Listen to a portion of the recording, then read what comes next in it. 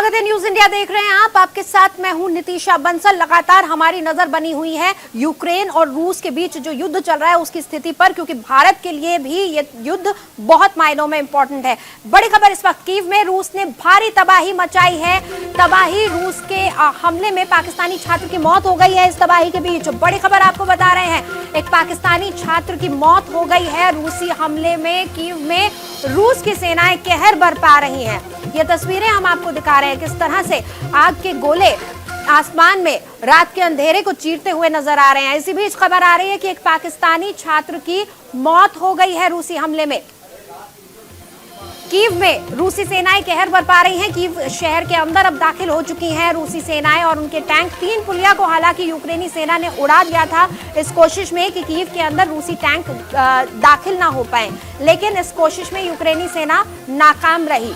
उनकी ये रणनीति फेल हो गई और कीव में अब घुस चुकी है रूसी सेना। इसी बीच रूस के हमले में पाकिस्तानी छात्र की मौत की खबर आ रही है। देखिए, ऐसी ही खबरों को लेकर तमाम जो पेरेंट्स हैं, जो माँ बाप हैं, वो चिंतित है। इस बीच खबर आ रही है कि एक पाकिस्तानी छात्र की मौत हो गई है।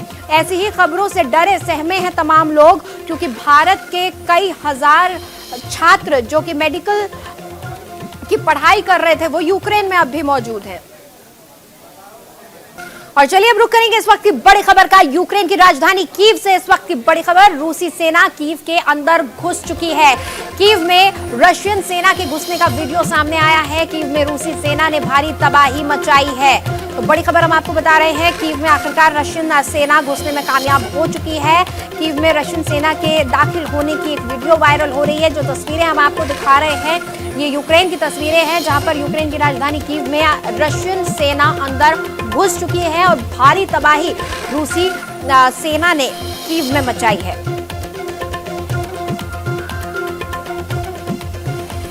तो ये बड़ी खबर, कीव में आखिरकार दाखिल हो गई है रशियन सेना।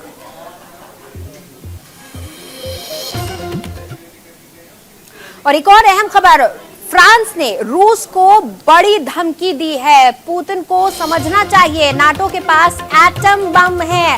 फ्रांस ने रूस को एटम बम की धमकी दी है। ये बड़ी खबर आपको बता रहे हैं, पुतिन को समझना चाहिए कि नाटो के पास एटम बम है।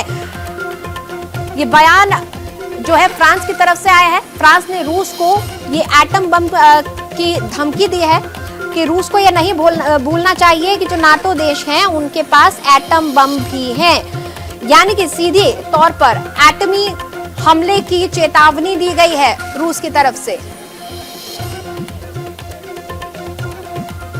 तो ये बड़ी धमकी, फ्रांस ने रूस को एटम बम की धमकी दी है कि रूस को ये नहीं भूलना चाहिए कि नाटो देशों के पास एटम बम भी है, यानी कि न्यूक्लियर वॉर की तरफ भी बढ़ सकते हैं।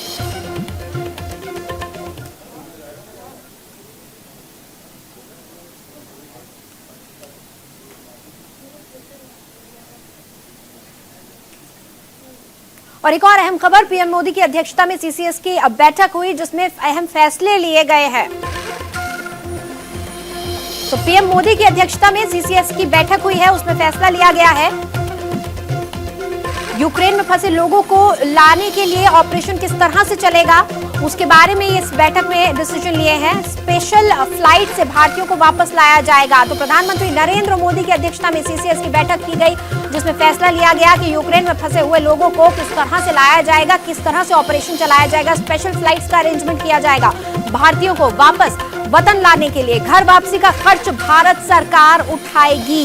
तो तमाम वो नागरिक जो इस वक्त यूक्रेन में फंसे हुए हैं उनकी घर वापसी का खर्च भारत सरकार उठाएगी। सीसीएस की बैठक में ये अहम फैसले लिए गए हैं कि किस तरह से ऑपरेशन चलाया जाएगा, किस तरह से पूरा कार्रवाई की जाएगी भारतीयों की वतन वापसी की। यूक्रेन में जब से युद्ध छिड़ा है, सबसे बड़ी जो दिक्कत, सबसे बड़ी चिंता, सबसे बड़ा संशय जो बना हुआ है वो इसी चीज पर बना हुआ है कि क्या भारतीय नागरिक जो वहां पर मौजूद हैं, जो टूरिस्ट वहां मौजूद हैं और जो हजारों की तादाद में यहां से बच्चे डॉक्टर बनने के लिए यूक्रेन गए थे, क्या उन्हें सुरक्षित वापस लाया जा सकेगा। और इसी को लेकर सीसीएस की बैठक में यह फैसला लिया गया है कि स्पेशल फ्लाइट्स चलाई जाएंगी और भारत सरकार उनका खर्चा उठाएगी वतन वापसी का। नमित मेरे साथ जुड़े हुए हैं, उनसे बातचीत कर लेते हैं। नमित, वतन वापसी के लिए खर्च किया भारत सरकार उठाएगी और साथ ही साथ स्पेशल फ्लाइट्स चलाई जाएंगी, इसके अलावा क्या कुछ आपके पास अपडेट है इस मामले में?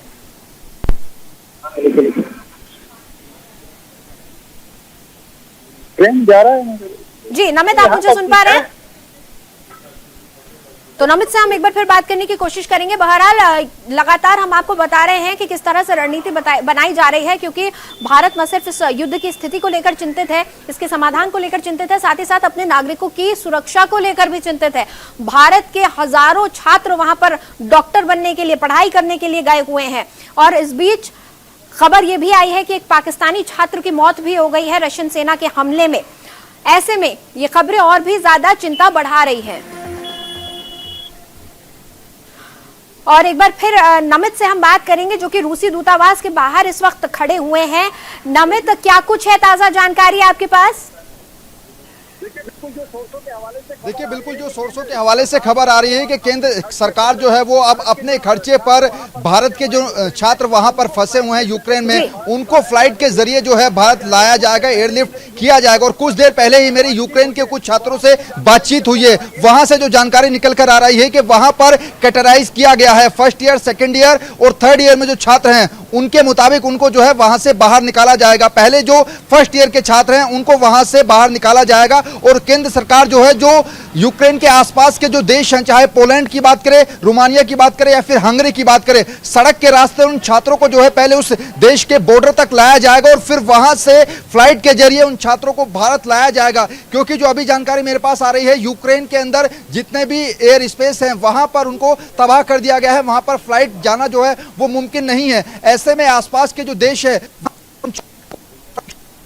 वहां के बॉर्डर्स तक बाय रोड जो है, यूक्रेन से बाय रोड जितने भी पोलैंड, रोमानिया और हंगरी वहां के जो देश हैं उनके बॉर्डर पर खुद भारत सरकार की तरफ से जो भारतीय दूतावास है, पोलैंड की बात करें या हंगरी, वहां के दूतावास की तरफ से एक कंट्रोल रूम जो है वो बॉर्डर पर बनाए गए हैं। यूक्रेन और पोलैंड और यूक्रेन हंगरी, यूक्रेन रोमानिया जो वहां के बॉर्डर्स हैं, वहां पर एक पूरा कंट्रोल रूम बनाया गया है। बाई बस जो है वहां से छात्रों को पहले बॉर्डर तक लाया जाएगा और उसके बाद फ्लाइट के जरिए जो है पोलैंड, हंगरी और रोमानिया से भारतीय छात्रों को नमित, क्या ये जानकारी मिल पा रही है कि ये जो स्पेशल फ्लाइट्स हैं ये कब से शुरू की जा रही हैं, कब से ऑपरेटिव होंगी?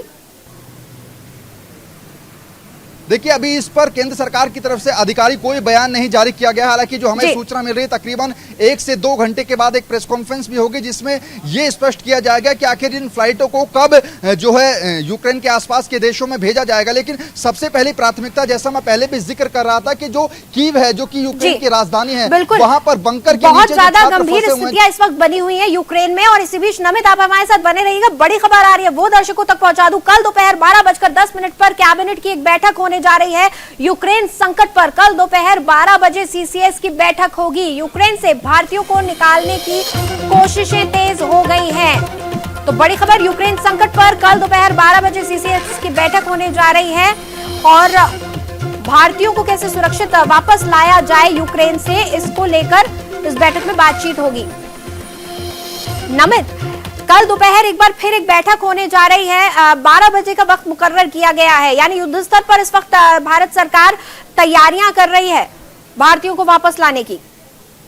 देखिए बिल्कुल कल ये जब मामला बढ़ा था, कल जब यूक्रेन के अंदर रूस की तरफ से हमले किए गए थे, उस दौरान ही देर शाम तमाम चुनावी रैलियों को छोड़कर खुद प्रधानमंत्री नरेंद्र मोदी दिल्ली पहुंचे और आनन फानन में सीसीएस की एक बड़ी बैठक की और उसमें डिसाइड किया गया कि किस तरीके से वहां से भारतीय छात्रों को एयरलिफ्ट किया जाएगा। और अब जो समय मुकर्रर किया गया है, कल 12 बजे एक मीटिंग रखी गई है, उस मीटिंग में यह डिसाइड किया जाएगा कि यूक्रेन के आसपास के जो देश हैं वहां पर किस तरीके से पहले वहां के बॉर्डर्स तक अपने छात्रों को सुरक्षित पहुंचाया जाए और उसके बाद यहां से कितनी संख्या में जो फ्लाइट हैं वो आसपास के देशों में जाएंगी, चाहे पोलैंड हो, हंगरी हो या रोमानिया हो, क्योंकि वहीं के रास्ते अब भारतीय छात्रों को वापस लाने का जो आखिरी रास्ता है वो भारत के पास बचा हुआ है। क्योंकि यूक्रेन के अंदर अब भारत की फ्लाइट नहीं जा सकती, क्योंकि जो एयरबेस है वहां पर, जिस देश में युद्ध है उसकी एयर स्पेस को पूरी तरह से सील कर दिया जाता है, क्योंकि उसकी एयर स्पेस में वैसे भी किसी विमान का दाखिल होना सेफ नहीं है। क्योंकि जब मिसाइल दागी जाती है तो ये नहीं देखा जाता कि वो जो विमान उड़ रहा है वो किस देश का है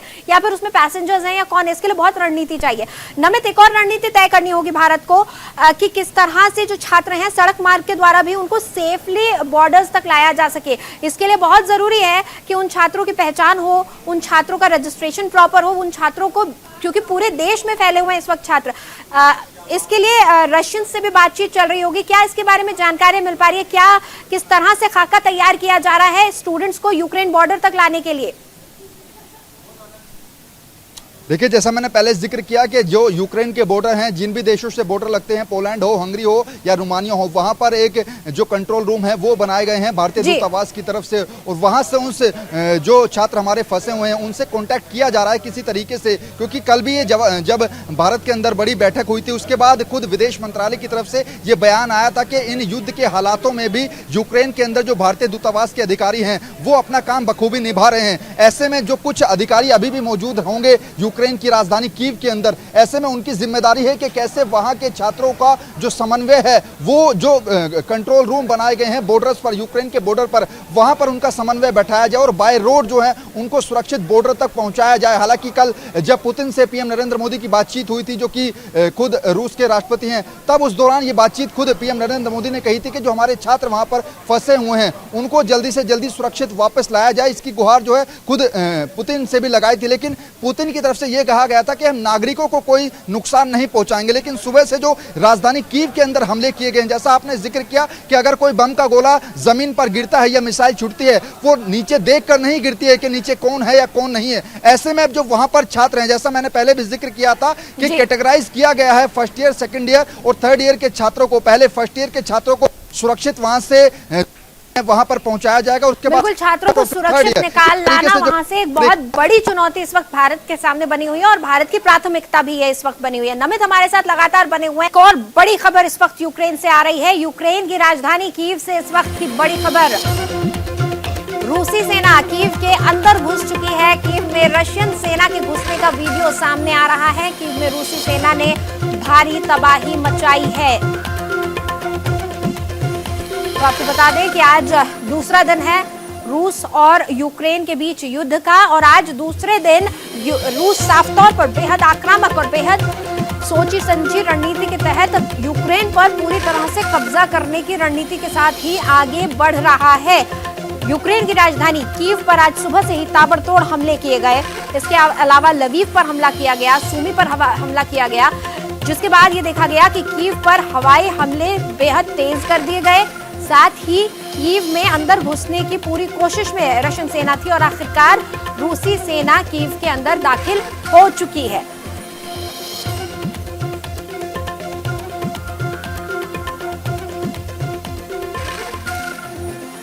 तो लगातार रूसी सेना जो है यूक्रेन पर अपना कब्जा, अपना शिकंजा और मजबूत करती जा रही है। और नमित मेरे साथ जुड़े हुए हैं, वो रूसी दूतावास के बाहर इस वक्त खड़े हुए हैं। नमित, करीब 3:30 अब बजने वाला है और कई ऐसे पेरेंट्स हैं, जैसा कि आपने बताया, वो रूसी दूतावास पहुंचने वाले हैं आज, क्योंकि उन्हें अपने बच्चों की चिंता है। उनके बच्चे दूर देश पढ़ाई करने गए थे, लेकिन अब उनके भविष्य को छोड़िए उनकी जान का भी भरोसा नहीं है कि वो सुरक्षित आ पाएंगे या नहीं। ऐसे में रूसी दूतावास की तरफ से कुछ कहा गया है, कोई खबरें बाहर आ पा रही हैं?